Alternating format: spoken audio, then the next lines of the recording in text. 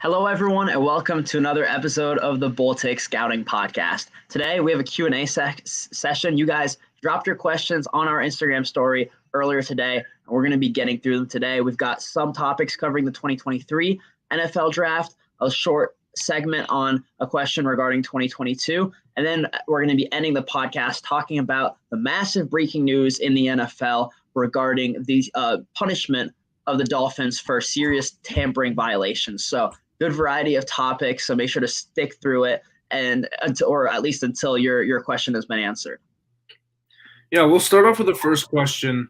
And it's why are there so many quarterbacks being projected in the first round of the 2023 NFL draft in mock drafts? The question mentioned that 6 or 7 have been projected. And I feel like this happens every year. The quarterback's always the biggest names. And it's always, to me, based off of potential of, oh, this guy could become a first rounder, so we're going to project him in the first round. This guy could become a first rounder, but we're going to project him in the first round. Right now, there's definitely not 6 or 7 first round quarterbacks. I don't think I've gotten through all the quarterbacks that I'd want to scout to make this prediction, but I would be shocked to see more than 5 what we saw in 2021 go in the first round. Absolutely. And I think a large part of it is because mock drafts are intended to draw in viewers. If you headline your mock draft, 6 quarterbacks go round 1, you're going to get more clicks than if you headline it, Stroud and Young go round 1, but no other guys really quite there yet, so we left it at those 2, which is probably would be a better scouting eye heading into the 2022 season, but you're not going to get the same viewers. I've scouted Stroud and Young. I think they're going to be going in the first round. Absolutely love CJ Stroud, as we've talked about. And then I've scouted Grayson McCall, Tyler Van Dyke, Anthony Richardson, and Will Levis. And it's an interesting group because I think McCall is a pretty polished player. He's got good passing ability, really accurate. He's got the nuances of the game down, but he might not have an elite physical trait, and he comes out of an offense that is really simple and will face a big adjustment to the NFL. And then the other 3 guys have elite traits. I mean, you're talking size, arm strength, athleticism. They are going to wow you, Richardson, Levis, and Van Dyke, but they're unfinished products. So it's definitely that's definitely the reason why they're getting put in these mock drafts, is because each of them has first round traits, and within a full season they can vault into that conversation. But what are the chances they're all going to? It's pretty slim. If I were to guess, I'd say you got Stroud and Young in the first round. You got one of these guys of the group of 4 that either the NFL does take that leap of faith with McCall that he's going to be able to adjust to a pro style offense, or one of the other 3 just has a great year, really takes a step forward as a passer, and he goes in the first round. And then I'd say there's going to be a 4th quarterback that we're just not talking about. It seems like it happens every year. We had Joe Burrow, Kenny Pickett this past year, Zach Wilson the year before that.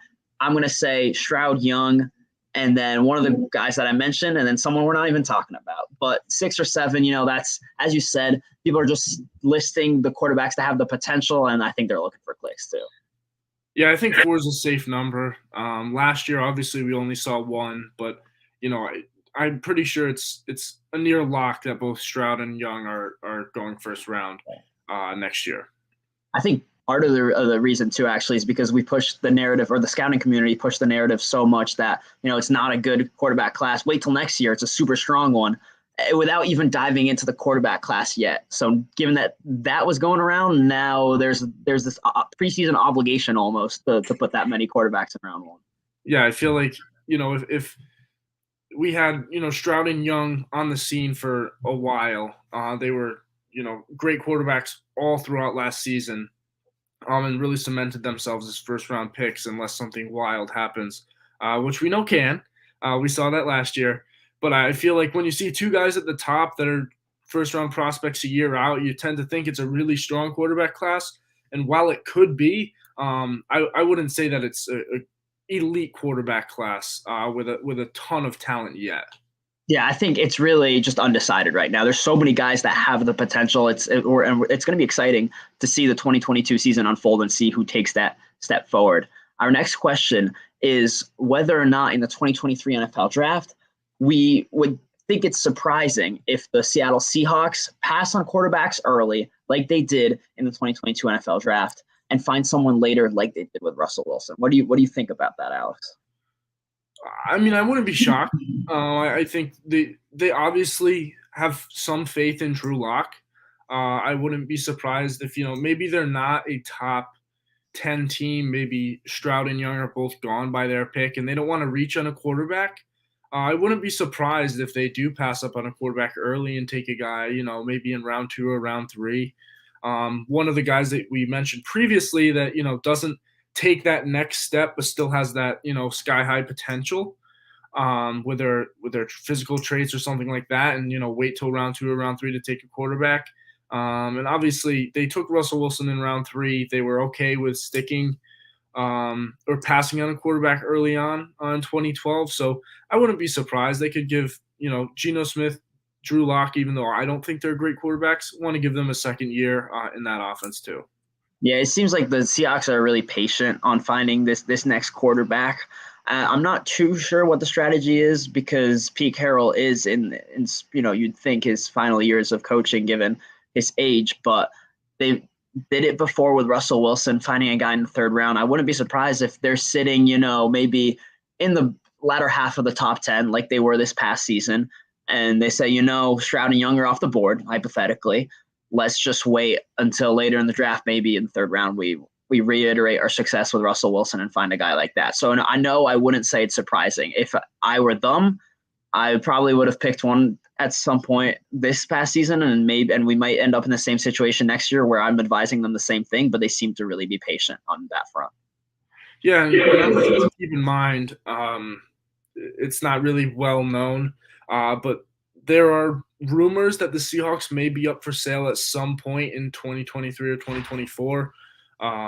The previous owner, Paul Allen, obviously passed away, and Jody Allen, his wife, is the current owner, and I think there's been some speculation that she doesn't really care about owning the team and would like to sell. So that's another thing to keep in mind. Changing owners with Pete Carroll up there in age, maybe a new owner wants to clean house and start fresh. So maybe, John Schneider might have that on his mind and say, well, if this is my last year, I'm not going to take a quarterback. I might take a veteran for a year, try to do as well as we can, and, see what happens with possible new ownership in Seattle as well. So just another added layer to that conversation. Yeah, I that's a good point, and I think it's going to be really interesting to see how the next few years unfolds because the Seahawks are kind of at a crossroads where there's some decisions that need to be made regarding the quarterback position, for example, that are really going to define their future. Yeah, and moving on to our 3rd question now. Who is the wide receiver 1 in 2023? Three of the top wide receivers that I'd say: Jackson Smith-Njigba, Kayshon Boutte, and Jordan Addison. Costa, I'll let you go first on this one. I'm going to take Jackson Smith-Njigba. He honestly, he's not the biggest, and he's not going to outrun guys either. But in every other category, he is absolutely top notch. Now, he is a great route runner. He knows so well how to manipulate cornerbacks and set them up using his routes. He's got really good speed variance, crisp in and out of his breaks. And he's got excellent hands. He's not a big guy, but he's a really strong player. He's not bothered by route contact. He excels in contested catch situations. I think that just all around, he's going to be incredible this year. They're going to be relying on him a lot with Wilson and Olave having left for the NFL. Stroud's going to be going at him very often, and he's going to cook anyone who's opposite him. And in the NFL, I see a guy who's probably going to be best in the slot. I think it's going to be interesting to see how he acclimates to maybe playing a little more on the outside now this season. But in the NFL, he's probably best in the slot. But I think he can become really one of the best slot receivers in the NFL. Yeah, I'm also going to take Jackson Smith-Njigba. Like you mentioned, he's not the fastest guy. He won't wow you with speed, but his route running is so crisp. He's so smooth, and he has great body control. We saw plenty of amazing catches from him along the sidelines, tapping that toe in bounds. That play against, I'm pretty sure it was Utah 2 years ago when he was a freshman, just sticks in the Nebraska. back of my mind. Nebraska, my bad. That play just sticks in the back of my mind with him, and I was just stunned. And watching both Olave and Wilson tape last year, I thought that Jackson Smith-Njigba was the best wide receiver of their group. And we saw what happened in the Rose Bowl when those two were gone, and he was able to be that wide receiver one for Ohio State. So I'm going to take him as my wide receiver one. But Costa, who are you going to have as your wide receiver two to this point? Right now, heading into the season, it's a close call between Boutte and Addison, but I'm going to go with Addison. I actually think they're pretty similar as prospects. I think both of them are really good route runners. They've got really good athletic traits, both in terms of quickness off the line of scrimmage and speed to threaten down the field. They're really good after the catch. And bottom line, they're playmakers who can use their route running and their athleticism to get open and get big gains for their team.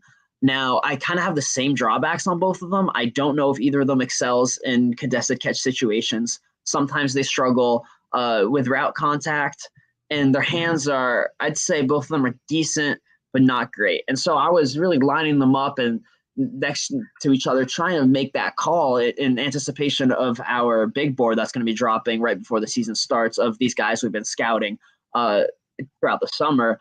And I looked up their stat lines because usually I don't really factor in production, but there were 1,593 receiving yards to Jordan Addison's name compared to just 509 for Kayshon Boutte in 2021. And I was like, wow, that's a big difference. And in that case, I'll let for two prospects I think have really similar profiles, I'll let the production make that decision. And so I've got Addison a hair above Boutte heading into the season. How about you? So I'm not really going to repeat what you said on both of those guys. I think we view them very similarly, and I agree they're similar prospects. I'm going with Boutte over Addison, and my reasoning comes down to Jordan Addison I read that he had 10-plus drops. I saw a few when scouting him this offseason. I wasn't able to watch all the games, but to me, 10-plus drops is really glaring to me. And also, he's smaller than Kayshon Boutte. Boutte's listed at 205, and Addison is listed at 175. To me, that's pretty small. So I'm going to go with a little bit bigger of a guy, and they don't have the best hands in the world, but I'm going to go with a guy that doesn't have 10-plus drops. Yeah, that makes sense. I think what's going to be interesting with both of them is the change that's surrounding them. You've got Jordan Addison, who made headlines by transferring out of Pittsburgh and going to USC. He got so much money, including I think a car and some other gifts through NIL to join Lincoln Riley at USC. And he was the object of a lot of criticism of, he left Pittsburgh where he became the player that he is, and he's taken all this money to go to USC. People really didn't like that. And I want to see how did that rattle him? Is he going to rise to expectations that are crazy high now at USC? That's going to be interesting. And for Kayshon Boutte, there's a lot of change in the coaching staff starting at the very top with Brian Kelly becoming the head coach at LSU. So it's going to be interesting to see how those two players acclimate to some different environments this season. Yeah, I mean, you can't really blame Addison either way. If he's getting offered all this money, all these gifts, one, why wouldn't you transfer? Obviously, you hope to make it to the NFL. You hope to make a ton of money in the NFL. And, if you do, then what you made in college through NIL deals probably isn't going to factor in too much. But, there's always injury risk in college and the NFL early on. And, I would say make the money while you can. And if you can make as much in the NFL as well, then do that. But also, Caleb Williams is the quarterback at USC. With Pickett leaving Pittsburgh, obviously, to go to the NFL, Caleb Williams was a much better option than what Pittsburgh had going on at quarterback. So he did say that it wasn't because of the NIL deal. And, I mean, I'm sure that played a part in his decision to transfer to USC. But I'm sure it also had to do with the quarterback that he's going to have in Caleb Williams. Yeah, and the head coach is going to have it in Lincoln Riley. I think he's just going to be on a better team.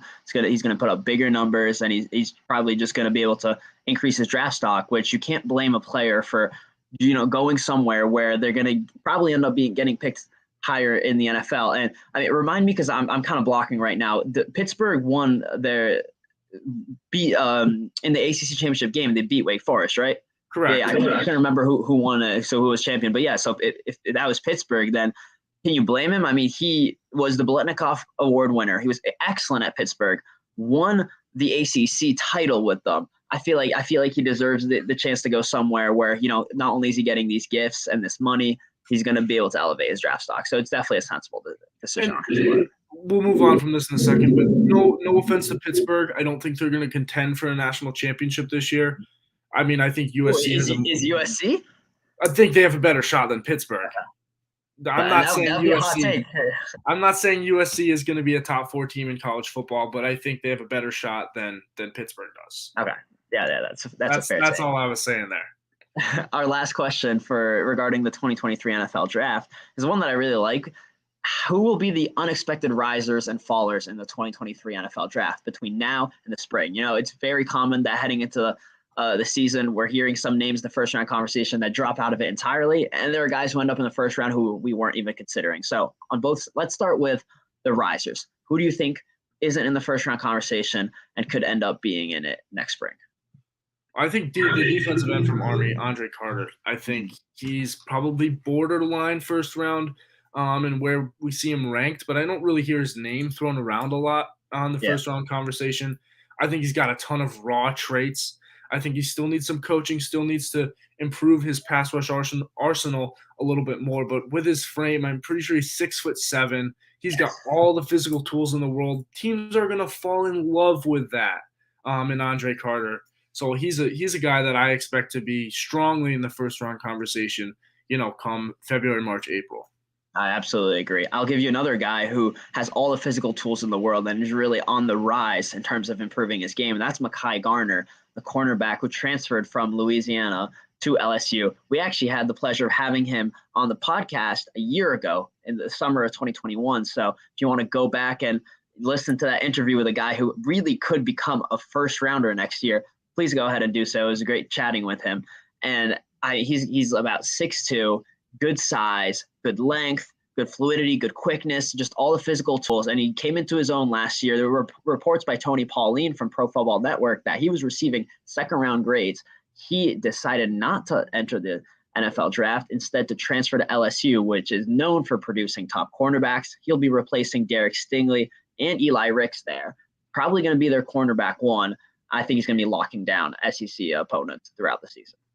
Yeah, I totally agree with that. We'll follow his season and where he goes. I'll make sure to link that interview with him down in the description of the YouTube video. Oh, yeah. Another guy that I could see rising, I think both of us could, Grayson McCall, the quarterback from Coastal Carolina. We mentioned him earlier talking about the quarterbacks. But, he's not really a name that I see thrown around with a guy like Will Levis and then obviously the two guys at the top. But he's a guy that I think has been very steady as a quarterback. He distributes the ball really well. You mentioned that he doesn't have the most high-end quarterback traits, but I think he's got the mind. I think he, like I mentioned, distributes the football very, very well. I don't see him make a lot of poor decisions. He's really safe with the ball, and he can scramble. He's not the most athletic guy in the world, but I think he can run when he needs to. And guys that are going to be safe with the football are always popular in the draft. You obviously don't want your quarterback to lose you games, and I don't think he'll lose you many games, even as a rookie. So he's a guy that I could see vault his name up into the first-round conversation. Totally. And just to be clear, I don't even think any of his physical traits are average. I think they're all above average. They're just not on the level of, the size and athleticism that Anthony Richardson has, the arm strength that Tyler Van Dyke has, but he's still above average in all those categories. And I'll throw out a last name that I could see rising. That's Parker Washington, the wide receiver from Penn State.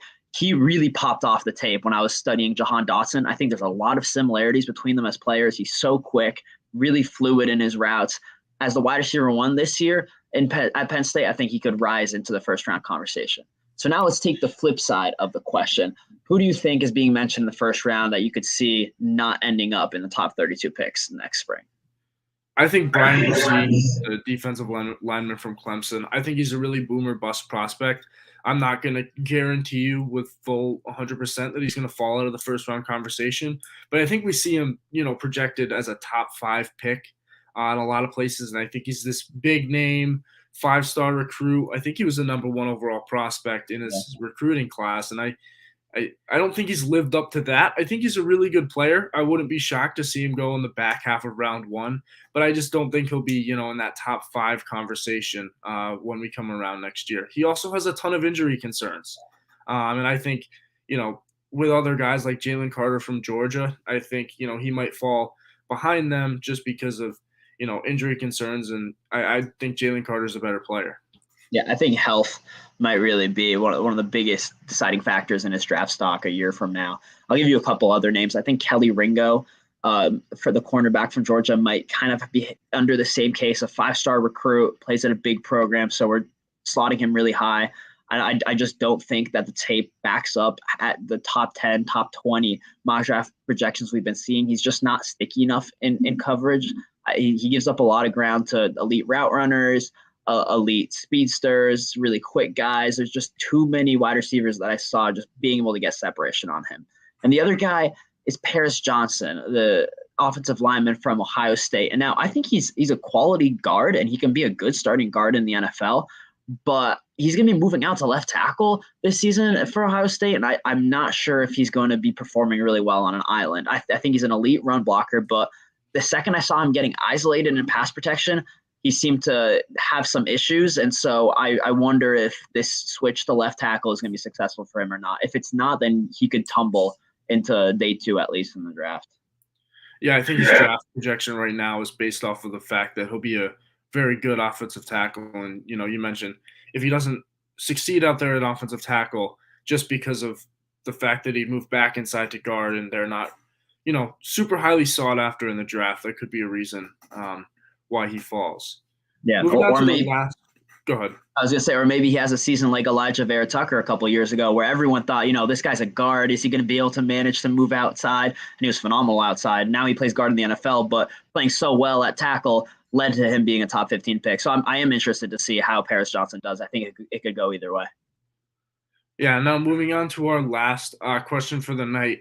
I think we got 2 questions detailing what was going on with the Dolphins and, losing their first-round picks and all that.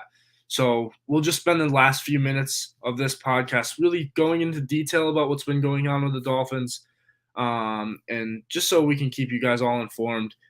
For those of you that didn't hear, the Dolphins were stripped of their first-round pick in 2023, and I think it was a third-round pick in 2024. Yeah. And those were due to tampering charges, not because of, tanking or anything like that. So we'll get into a little bit more detail with what's going on with that. Yeah, so on top of those 2 picks being stripped, owner Stephen Ross was suspended until October 17th, 2022, which means he can't appear in the Dolphins facility, can't go to any of their games, he can't represent them at any event, or go to any league meetings until that time. So this is a really a punishment we don't see often with owners, and he's fined $1.5 million. On top of that, the vice chairman of the Dolphins, Bruce Beal, was fined $500,000 and can't attend league meetings until the end of the season. And so I just want to clear up that this punishment is not at all related to the tanking allegations that were made by Brian Flores. Those allegations in part prompted the investigation of the Dolphins, but in the end, there was no evidence that was found of any instructions to tank or any attempts to tank during the 2019 season. What they were punished for was the tampering, as you mentioned. There were impermissible conversations between Beal, Ross, and Tom Brady, both when he was a member of the Patriots, which began in August 2019, and those conversations continued throughout the season. And in 2021, while he was a member of the Buccaneers, again happening during the season, which is, I think that, as you were telling me before this podcast, that might really be why the sanctions are so high, is because maybe tampering, it happens and it's kind of just shoved under the carpet during the offseason. But given that these are with such high profile people and during the season, that might have really been why the NFL cracked down. And so the other person that they had tampered with was Saints head coach Sean Payton in January 2022. Before he announced he was retiring with the Saints, they were having conversations with him and only reached out to the Saints asking for permission to interview him once he had already announced he was retiring. So big allegations that were found to be true of these conversations had during the seasons with Tom Brady, with Sean Payton, and there's that crackdown with the loss of the first rounder and the suspension of Stephen Ross, notably. Yeah, so I want to add a few things to what you're saying. So it was found that Stephen Ross had jokingly mentioned tanking. Yeah. He mentioned it to all of the front office people and Brian Flores, that, it'd be more beneficial to lose games he said that the Dolphins draft position in the 2020 draft was more important than winning games on the 2019 season. So, in a roundabout way, he brought up the idea of tanking, but, mostly because of Brian Flores saying, I don't want to tank, they were kind of cleared of that, thanks to Brian Flores, who ultimately got fired. And another thing in regards to Sean Payton, I think part of the reason you mentioned, because they were tampering with Brady in season multiple times, it seems like, in 2019 and 2021. But the Saints might have also lost their head coach to retirement because of the tampering. Because they were, the Dolphins were saying, oh, let's bring in Sean Payton, let's bring in Tom Brady. And Sean Payton probably may have retired because of the fact that he would become the Dolphins head coach after retiring and coming back out of retirement. And then the Brian Flores lawsuit kind of put a hold on things. So in a way, the Saints may have also lost their head coach due to the Dolphins tampering as well. So I think that's why it's such a strict penalty imposed on Stephen Ross and the Dolphins organization, because it's really kind of unprecedented tampering, because it was happening in season, happened multiple times to Tom Brady of all people and a head coach of a current NFL team. Yeah. I do want to say, I think credit to the NFL for leading this investigation thoroughly and really behind closed doors, because this information dropped a couple days ago and I wasn't expecting it. I opened my phone and I was pretty shocked. So I think they really mishandled, or the whole Watson case has been really mishandled. I like that there's an appeal for the suspension, which I think is too light, but that's a topic that we don't need to get into. It's a messy topic. I think credit to the NFL on getting this one right. This was an investigation well done, and maybe this will deter teams from tampering in the future, which would be good for the integrity of the league. Yeah, I just wish that there was, something we could do about tampering in the off season versus tampering in season. I think tampering in the off season is always going to happen, because once a team's done with their games for the year, I mean, what are players going to do that are entering free agency, other than start looking for new teams? But I definitely think that this penalty was important to prevent any other teams from attempting to tamper during the season. Yeah, I totally agree.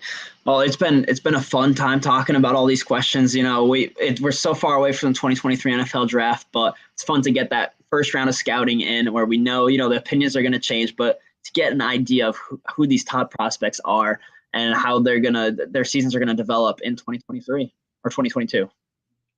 And thanks everyone for submitting questions. Thanks for listening. Thanks for watching. We'll be back with another episode soon.